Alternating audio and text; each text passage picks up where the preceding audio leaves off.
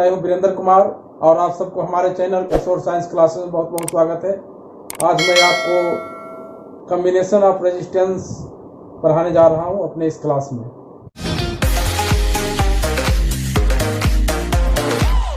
Combination of resistance,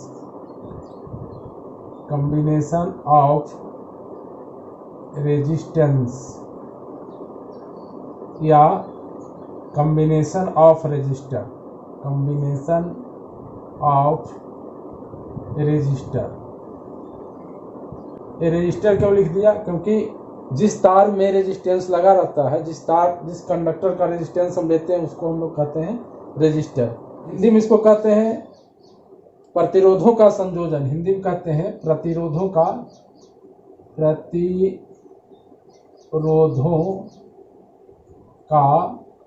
संयोजन। हिंदी में कहते हैं प्रतिरोधों का संयोजन। कॉम्बिनेशन ऑफ रेजिस्टेंस यानी प्रतिरोधों का संयोजन, ये दो प्रकार से होता है। पहला होता है सीरीज और दूसरा होता है पैरेलल, समानांतर। पहला है सीरीज कॉम्बिनेशन या कॉम्बिनेशन इन सीरीज, जिसको कहते हैं श्रेणी क्रम संयोजन। हिंदी में श्रेणी क्रम संयोजन, या इंग्लिश में कहेंगे कॉम्बिनेशन इन सीरीज, और इसको कहेंगे कॉम्बिनेशन इन पैरेलल यानी समानांतर क्रम में संयोजन। तो सबसे पहले मैं चर्चा करता हूं श्रेणी क्रम संयोजन का। कॉम्बिनेशन इन सीरीज, श्रेणी क्रम संयोजन।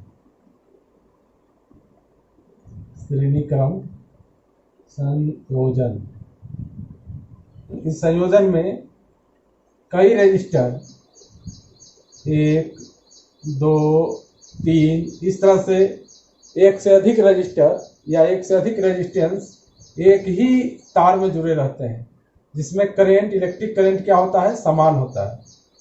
हर जगह इलेक्ट्रिक करंट समान होंगे। ये करंट कहाँ से बहेगा? इसके सोर्स से, फीड से, जो बैटरी से दिया जाता है। तो ये प्लस ये माइनस, तो जो करंट सोर्स से निकल रहा है वही करंट सब जगह समान होगी। लेकिन अलग अलग रजिस्टर के लिए वोल्टेज पोटेंशियल डिफरेंस यानी वोल्टेज अलग अलग होगा, विभवांतर अलग अलग होंगे। यानी 3 रजिस्टर के 3 बिंदु पर पोटेंशियल क्या होते हैं? अलग अलग होते हैं। ये सारे पोटेंशियल इस सेल के टोटल पोटेंशियल यानी वोल्टेज के क्या होगा? बराबर होगा।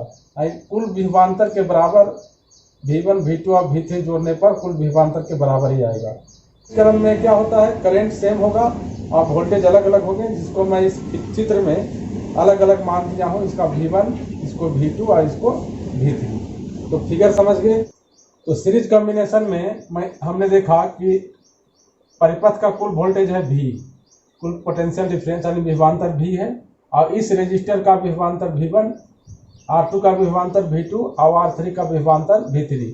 विभवांतर मतलब पोटेंशियल डिफरेंस, वोल्टेज है। यहाँ पोटेंशियल अलग अलग है। टोटल वोल्टेज है V वोल्टेज बट गया है V1, V2 और V3 में। V1 plus V2 plus V3 from Ohm law क्या कहता है? V equal to IR। तो V equal to total current I, equivalent resistance यहाँ R मान लिए। इस तीनों रेजिस्टेंस के कारण इक्विवेलेंट रेजिस्टेंस को क्या मान लिए? R।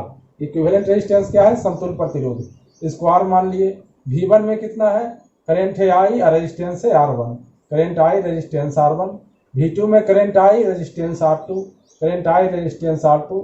V3 में करंट I, रेजिस्टेंस R3।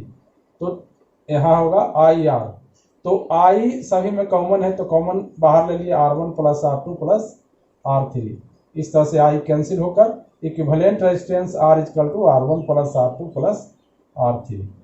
यानी सीरीज क्रम में क्या होती है? तार की लंबाई बढ़ जाती है, तार की लंबाई क्या होती है, बढ़ जाती है, इंक्रीज हो जाती है, इसलिए रेजिस्टेंस भी क्या हो जाती है, ज्यादा। देखिए रेजिस्टेंस ज्यादा हो गया, ये बेनिफिशियल है, मैंने सभी रेजिस्टेंस को जोड़ने के बाद इक्विवेलेंट रेजिस्टेंस हमारा प्राप्त होता है। यानी कह सकते हैं कि इधर R बराबर N R I देते हैं नाम, मैंने सभी रेजिस्टेंसों को जोड़ने पर जो वैल्यू आएगा सेम रेजिस्टेंस से, तो नंबर ऑफ रेजिस्टेंस से गुना कर देंगे तो इक्विवेलेंट रेजिस्टेंस आ जाएगा। तो देखिए सीरीज क्रम में रेजिस्टेंस क्यों ज्यादा होता है, क्योंकि तार की लंबाई बढ़ जाती है। तो ऐसे भी हम जानते हैं रेजिस्टेंस के फैक्टर पर कि रेजिस्टेंस लंबाई पर डिपेंड करता है, लंबाई का समानुपाती होता है, लंबाई ज्यादा रहने पर रेजिस्टेंस ज्यादा होगी, क्योंकि resistance always proportional to length of resistor. तो यहाँ ये बात भी प्रूफ हो जाता है कि सीरीज क्रम में लंबाई बढ़ जाती है तो रेजिस्टेंस क्या हो जाती है, ज्यादा हो जाती है। तो याद रखना है सीरीज क्रम में क्या होती है, करंट सेम रहता है लेकिन वोल्टेज क्या होता है, अलग अलग होता है, अलग अलग रजिस्टर के लिए। तो समझ गए, इक्विवेलेंट रेजिस्टेंस निकालने के सभी रेजिस्टेंसों को जोड़ देंगे तो इक्विवेलेंट रेजिस्टेंस आ जाएगा श्रेणी क्रम में। अब हम आते हैं समानांतर क्रम में। समानांतर क्रम में वोल्टेज सेम होता है, सभी रजिस्टर का वोल्टेज क्या होता है, सेम होता है, सभी रजिस्टर का वोल्टेज सेम होता है, लेकिन करंट क्या होती है, अलग अलग, I1 I2 I3, इस तरह से करंट अलग अलग होती है, लेकिन वोल्टेज क्या होता है, सभी का सेम होता है। तो मैं 3 रेजिस्टेंस को लेकर आपको इसका इक्विवेलेंट रेजिस्टेंस निकाल देता हूं। तो यहां एक छोटा सा फिगर बना देता हूं, R1 R2 R3, 3 रेजिस्टेंस एक दूसरे के समानांतर क्रम में हैं, जुड़े हुए हैं।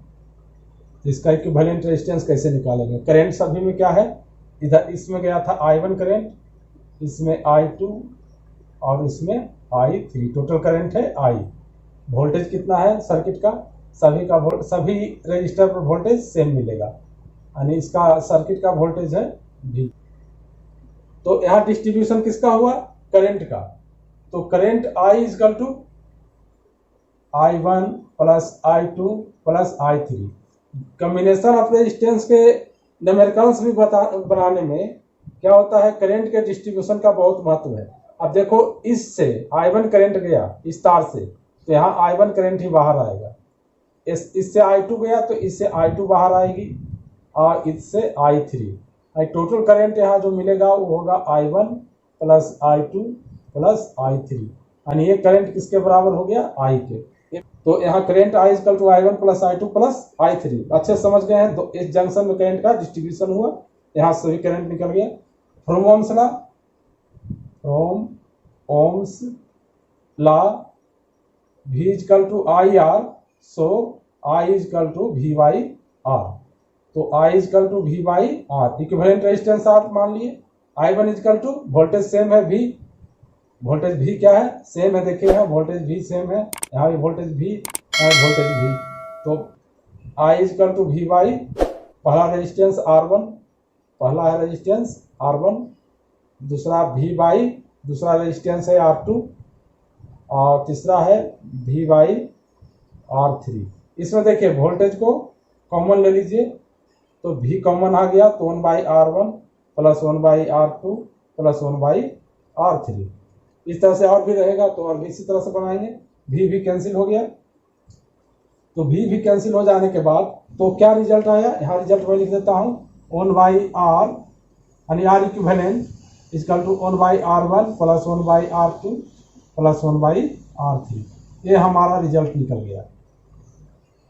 तो समानांतर क्रम में रेजिस्टेंस, इक्विवेलेंट रेजिस्टेंस का मान ज्यादा नहीं होता है बल्कि और कम जाता है। क्यों कम जाता है, क्योंकि इक्विवेलेंट पैरेलल क्रम में फैलाव तार का बढ़ जाता है, एरिया बढ़ जाता है। तो हम जानते हैं R inversely proportional to A, यानी एरिया ज्यादा रहने पर रेजिस्टेंस क्या होगी, कम जाएगी। इसीलिए फैलाव यानी एरिया बढ़ जाने के कारण रेजिस्टेंस, इक्विवेलेंट रेजिस्टेंस में समतुल्य प्रतिरोध का मान कम जाता है। कि मान लेते हैं अगर 2 ही रेजिस्टेंस रहे तो आपको न्यूमेरिकल्स प्रॉब्लम बनाने के लिए ये शॉर्टकट काम देगा। इसका इक्विवेलेंट रेजिस्टेंस क्या होगा, 1/R equal to 1/R1 plus 1/R2, यानी कह सकते हैं R1 R2 और R1 प्लस R2। तो equivalent resistance R equal to हो जाएगा R1 R2 बटे R1 प्लस R2, यानी ऊपर दोनों रेजिस्टेंस का गुना और नीचे क्या है, दोनों रेजिस्टेंस का जोड़। तो एग्जांपल के लिए अगर R1 का मान 3 ओम दे दिए, इसका मान दे दिए 6 ओम, तो इक्विवेलेंट रेजिस्टेंस R कितना होगा, डायरेक्ट निकालिए।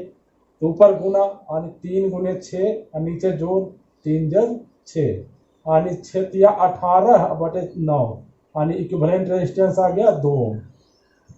तो इस तरह से ये जो रिजल्ट आया है, ये जो हमारे सामने जो परिणाम आया है, ये आपको ऑब्जेक्टिव न्यूमेरिकल सोल्व करने में या डायरेक्ट इसका मान रख देने में आसान होगा, मदद करेगा।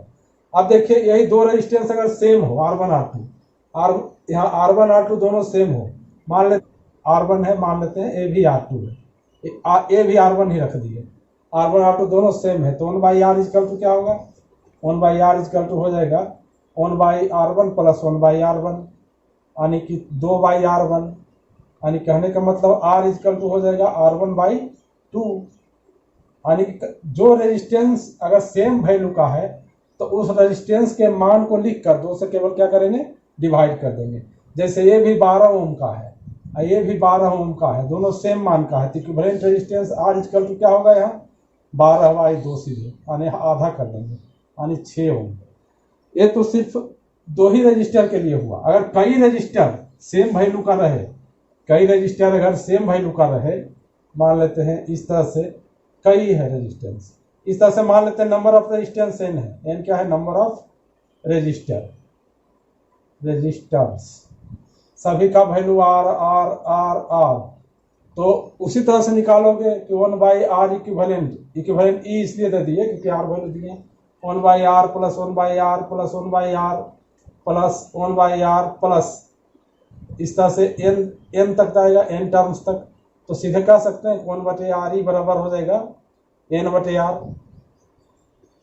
n/R, इसीलिए यहीं पर बता देते हैं R इक्वल टू क्या होगा, R/n, R इक्विवेलेंट क्या होगा, R/n, यानी जो रेजिस्टेंस का वैल्यू है उसमें तार के संख्या से भागा दे देंगे, कितना तार है उतने तार की संख्या से डिवाइड कर देंगे, दैट इज इक्विवेलेंट रेजिस्टेंस।